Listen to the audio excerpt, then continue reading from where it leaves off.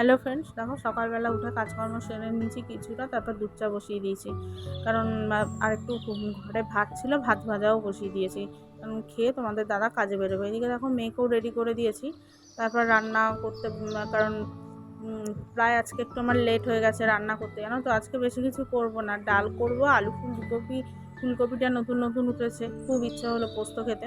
আমি তাহলে আলু ফুলকপি দিয়ে পোস্ত করলাম, ডাল আর আলু পটলের তরকারি। আজকে যেহেতু নিরামিষ, তো দেখো রান্নার কাজেও ফাঁকে ফাঁকে অনেক কাজ থাকে, সেগুলো না মানে রান্না করতে করতেই আমি সেরে নিই।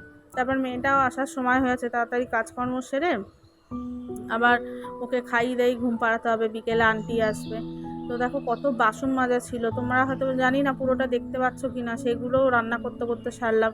তারপর ঘরে এই ওয়েদারটা এত বাজে, বৃষ্টির সময় জামা কাপড়গুলো এদিক ওদিক করে শুকুর দিতে হচ্ছে, মানে একদম নাজেহাল অবস্থা। বন্ধুরা, আজকে আমার ভিডিওটাই পর্যন্ত।